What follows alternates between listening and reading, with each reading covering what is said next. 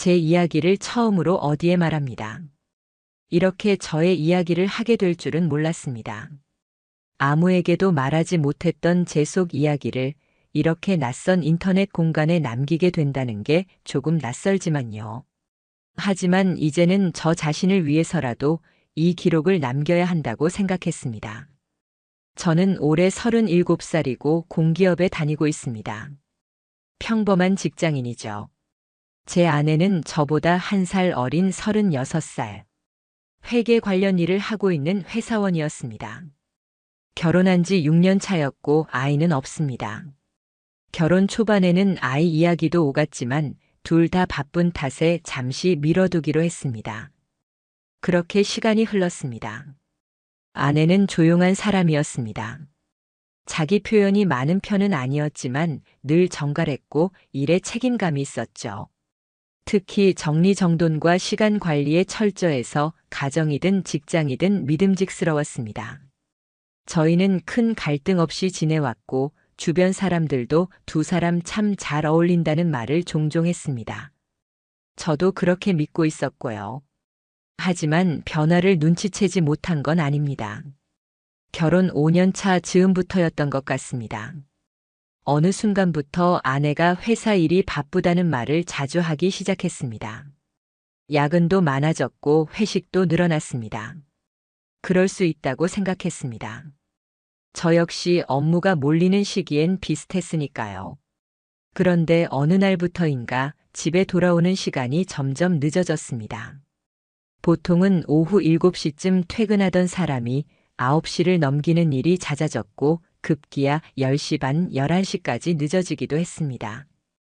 제가 걱정스러운 얼굴로 많이 힘들겠다고 말하면 아내는 짧게 웃으며 응, 그냥 지나가는 프로젝트야라고 말했습니다. 무엇보다 외적인 변화가 확연했습니다.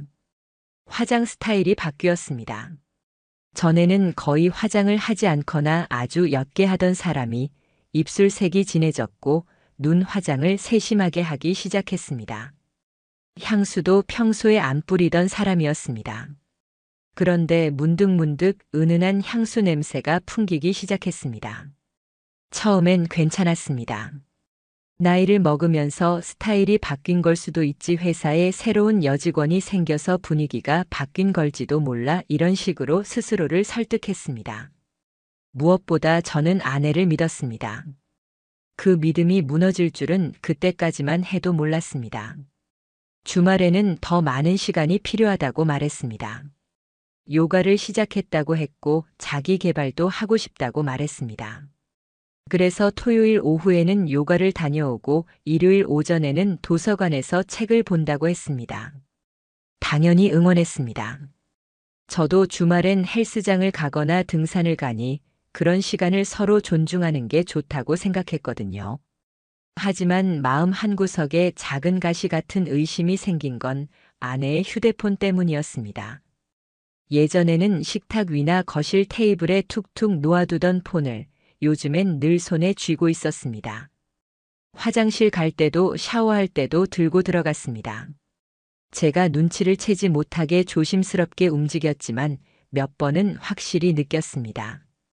그런데 이상하게도 그때도 저는 그걸 부정했습니다. 아, 요즘 회사 일이 많아서 업무 메시지 때문에 그러는 걸 거야. 괜한 오해는 하지 말자. 내가 지금까지 살아온 아내를 못 믿으면 누구를 믿겠어. 그렇게 또 몇 달이 흘렀습니다. 그 사이 아내는 다이어트를 했고 확실히 슬림해졌습니다. 새 옷도 많이 샀습니다. 쇼핑몰에서 택배가 오는 일이 잦아졌죠.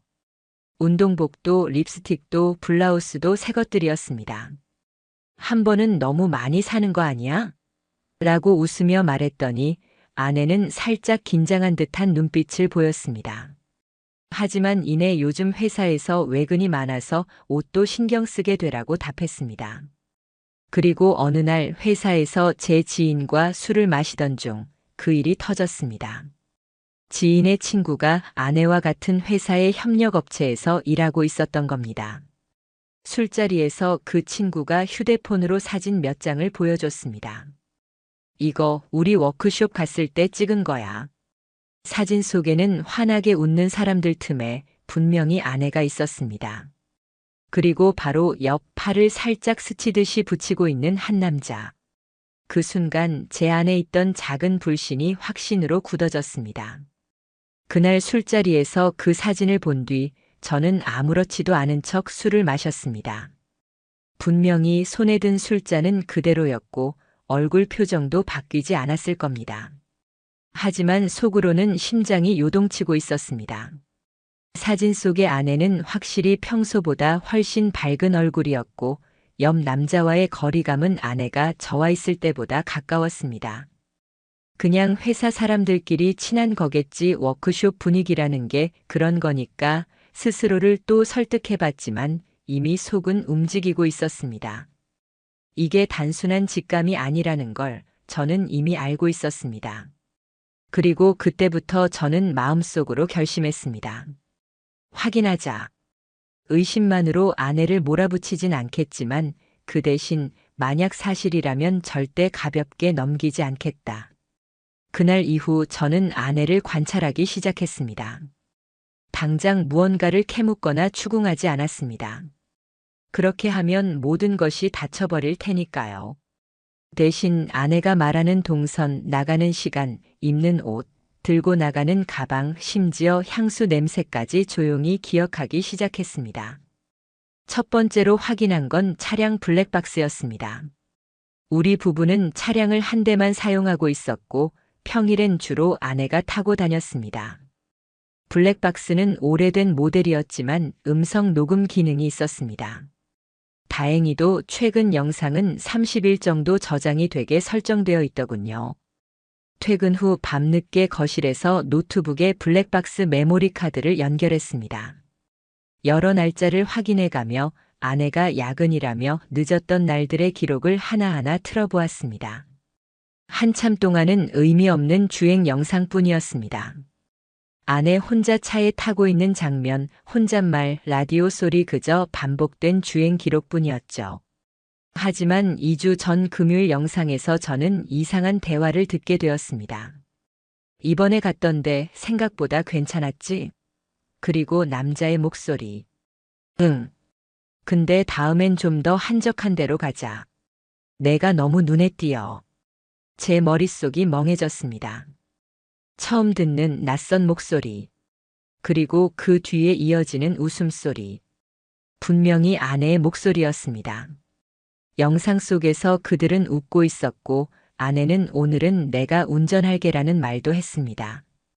저는 그 순간 한 가지 확신을 하게 됐습니다. 이건 단순한 친분이 아니었습니다. 그날 밤 저는 아내의 휴대폰을 몰래 확인해 봤습니다. 사실 그동안 아내는 비밀번호를 따로 걸지 않았고 저도 크게 관심을 두지 않았습니다. 하지만 지금은 상황이 달랐습니다. 갤러리엔 이상할 만큼 아무 사진도 없었고 통화 기록도 너무 깨끗했습니다. 카카오톡도 대부분 최근 대화는 직장 동료나 가족뿐이었죠. 그런데 채팅방 나가기 흔적이 유독 많았습니다. 대화 기록이 없는 채팅방에서 혼자 나간 로그가 남아 있었던 겁니다. 지운 거야. 제 머릿속에 불쑥 떠오른 생각이었습니다. 그리고 다음 날 저는 삭제된 메시지를 복원할 수 있는 앱을 찾아 설치했습니다. 삭제된 채팅 복구 도움이라는 이름의 앱이었고 일부 복원이 가능했습니다. 그리고 복구된 기록 중에서 짧은 문장이 떠올랐습니다. 오늘도 따뜻했어. 다음엔 내가 먼저 안아줘. 그 메시지를 본 순간 저도 모르게 한숨이 나왔습니다. 그리고 바로 스크린샷을 찍어 저장했습니다. 이제는 감정보다 증거 수집에 초점을 맞추기로 했습니다. 그 주 주말 저는 아내가 요가 수업이 있다며 나간 그날 오후에 차량 블랙박스를 다시 확인했습니다. 이전과 다르게 그날은 차량 내부에서 남자 목소리가 훨씬 또렷하게 녹음되어 있었습니다. 심지어 둘이 타고 있는 모습이 사이드미러에 살짝 비치기도 했고요. 그리고 아내는 이렇게 말했습니다. 아, 남편은 아직도 몰라.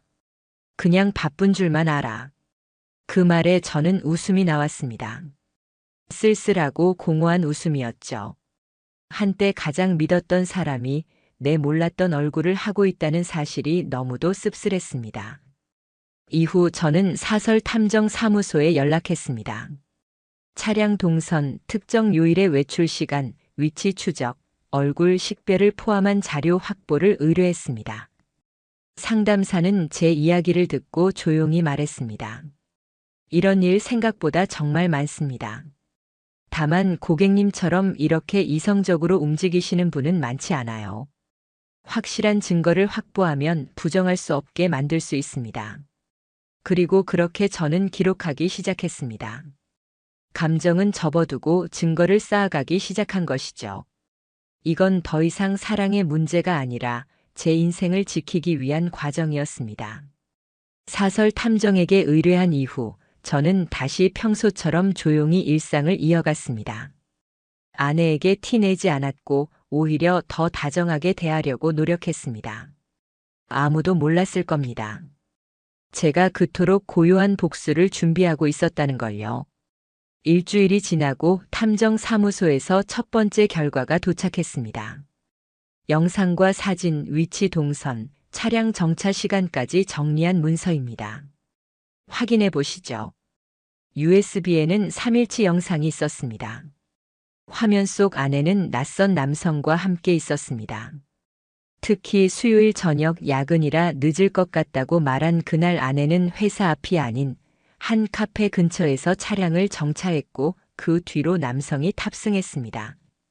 그들은 약 10분간 대화를 나눈 뒤 근처 오피스텔 건물로 함께 들어가는 장면이 담겨 있었습니다. 정면에서 찍힌 건 아니었지만 조도도 좋았고 얼굴 식별도 충분히 가능했습니다. 게다가 CCTV 위치까지 확보해 사무소 측은 그 건물 출입 로그 내역까지 확보해 두었다고 말했습니다. 그 남성의 이름은 이상호. 아내의 회사 같은 부서, 즉 직장 상사였습니다. 어렴풋이 기억났습니다.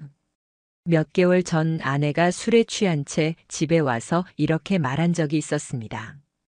우리 팀장님 진짜 사람 괜찮아. 여자들한테 부담도 안 주고 성격도 좋아. 그땐 그냥 흔한 회사 이야기로 넘겼던 말이었습니다.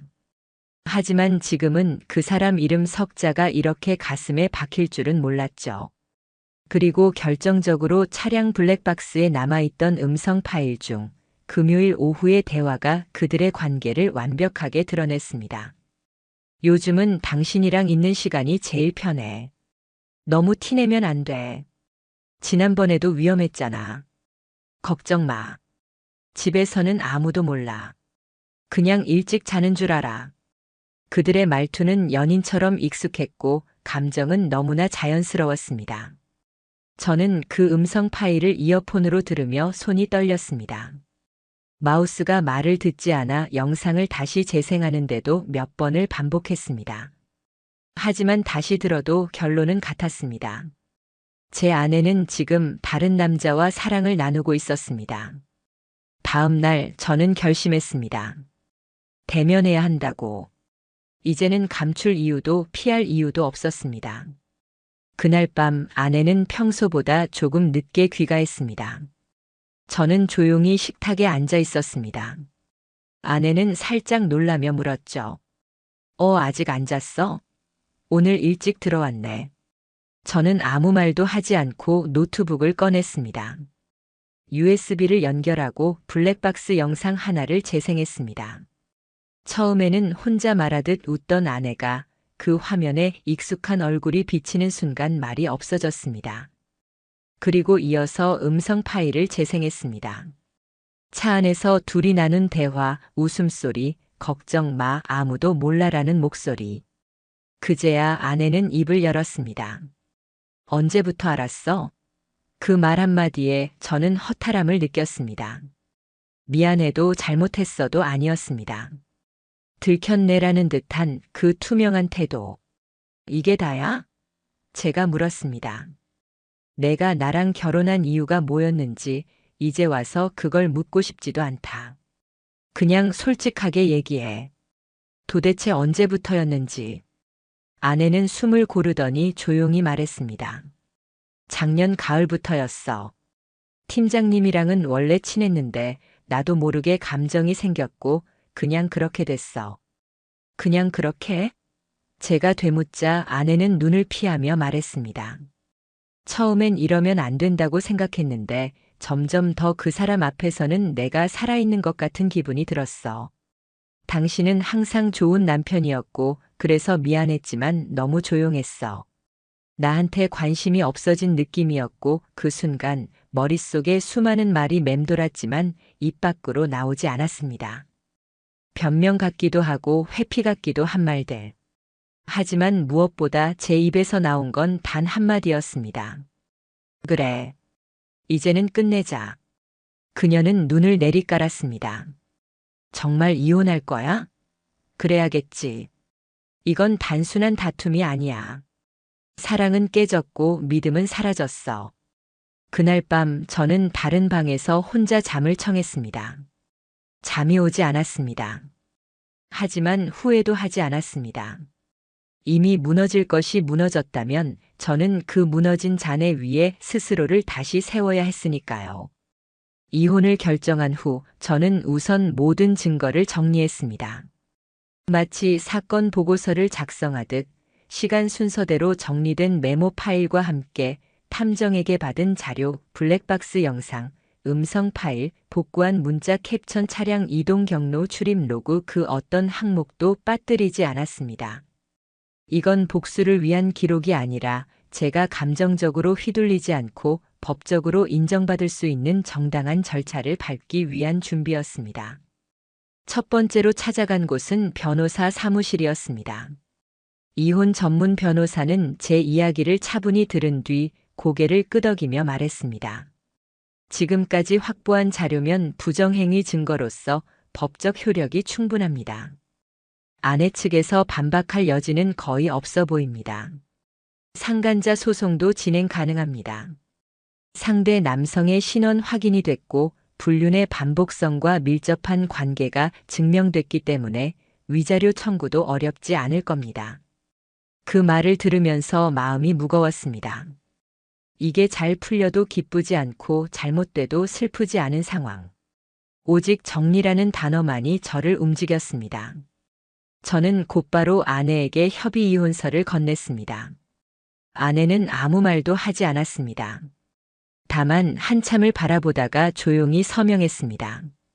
어떤 변명도 눈물도 설명도 없었습니다. 저는 그런 그녀의 태도가 오히려 더 낯설게 느껴졌습니다. 우리는 그렇게 법원에 서류를 제출했고 그날부터 법적으로 부부였던 마지막 100일이 시작되었습니다. 이혼 서류가 접수된 다음 주 저는 상간남 이상호 씨에게 내용 증명을 보냈습니다. 소송 의사를 분명히 밝히며 법적으로 위자료 청구를 진행할 것이라는 내용이었습니다. 며칠 뒤 그의 변호사를 통해 연락이 왔습니다. 합의로 해결하자는 입장이었죠. 하지만 저는 합의를 거부했습니다. 감정을 담고 싶은 게 아니라 정당하게 책임을 묻겠다는 겁니다. 당신이 한 행동에 대해서 법이 말해줄 겁니다. 법원에 제출된 증거 목록에는 다음이 포함됐습니다.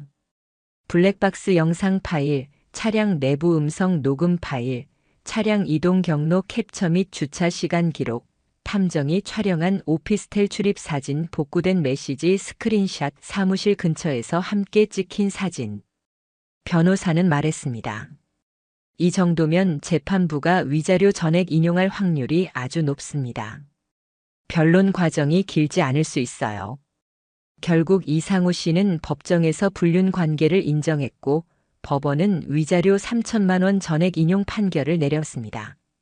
그의 표정을 보며 저는 알았습니다.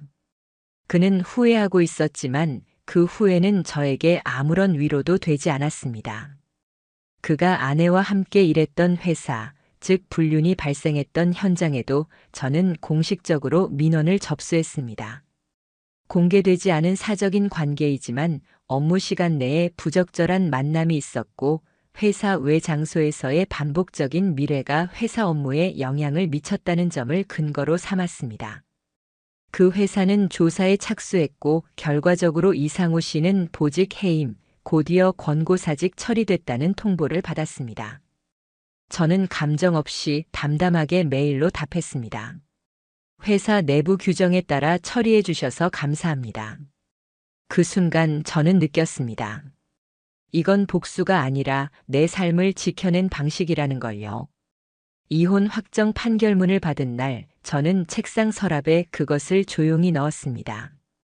판결문은 얇은 종이지만 그 안에 담긴 건 단순한 문장이 아니었습니다. 그건 제 인생에서 가장 차가웠고 동시에 가장 뜨거웠던 선택의 기록이었습니다. 이혼 후 첫 아침, 아무도 없는 집은 너무 조용했습니다. 식탁에는 한 사람분의 커피만 놓여 있었고 거실에 울려 퍼지는 라디오는 평소보다 멀게 느껴졌습니다. 그렇다고 무너진 건 아니었습니다. 오히려 저는 그 조용한 고요함 속에서 나를 다시 채워나가기 시작했습니다. 회사에 더 집중했습니다. 업무는 늘 하던 일이었지만 마음가짐이 달라졌습니다. 누구에게 인정받기 위해서가 아니라 나를 존중하기 위해서 일하기 시작했습니다. 매주 2번 심리 상담을 받기 시작했습니다. 처음에는 말이 쉽게 나오지 않았지만 상담사가 말했습니다. 지금 이 상황에서 가장 어려운 건 상실이 아니라 자기 혐오입니다. 당신은 그걸 아주 잘 붙잡고 계십니다. 그 말은 위로였고 지지였으며 동시에 제게 남은 마지막 자존심을 지켜주는 말이었습니다. 운동도 시작했습니다. 헬스장에 등록하고 일주일에 3번 규칙적으로 몸을 움직였습니다. 근육이 붙고 체력이 돌아오자 머리도 맑아지고 생각도 명확해졌습니다. 토요일 아침엔 혼자 드라이브를 나갑니다. 그저 라디오를 틀고 음악을 들으며 고속도로를 달립니다. 창문 밖으로 스치는 풍경을 보며 저는 혼잣말처럼 되뇌곤 합니다. 나는 살아있다. 그리고 이제 누구의 그림자에도 기대지 않는다. 몇 달이 흐르고 지인을 통해 들은 아내의 근황은 이랬습니다. 이혼 직후 회사를 그만두었고 SNS는 삭제, 연락도 끊긴 채 친정으로 돌아갔다는 소문이 돌았습니다. 공식적으로 확인할 순 없었지만 이혼 후 그녀는 완전히 사회적인 활동을 끊은 듯 했습니다. 자원봉사도 모임도 일도 다 멈춘 채 조용히 잠적한 삶을 살고 있다고 했습니다. 그리고 상간남 이상우 씨는 그 후 곧 법적 신용등급이 하락했고 위자료를 일시불로 납부하기 위해 급하게 차량을 처분하고 한때 일용직으로 일했다는 이야기를 들었습니다. 그는 지금 가족에게도 등을 돌린 상태라 합니다. 직장에서의 해고가 곧 가정 불화로 이어졌고 부인과는 별거 중이라는 말을 우연히 같은 지역 주민을 통해 듣게 되었습니다. 저는 그 소식들을 확인하려 하지 않았습니다. 단지 그들이 무너졌다는 사실만으로 충분했습니다. 복수란 상대를 망가뜨리는 게 아니라 내가 무너지지 않는 것임을 저는 깨달았습니다. 이 사연을 정리하면서 저는 다시금 느낍니다.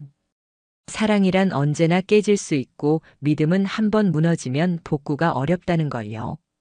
하지만 인간으로서 우리가 할 수 있는 최선은 그 상황에서도 자기 자신을 배신하지 않는 것입니다. 저는 울지도 소리치지도 않았습니다. 그 대신 증거를 모으고 말 대신 문서로 증명하며 감정이 아닌 판결문으로 복수했습니다. 누군가는 말했습니다. 그렇게까지 할 필요 있었어? 하지만 저는 단 한마디로 대답했습니다. 그래야 내가 살 수 있었으니까요.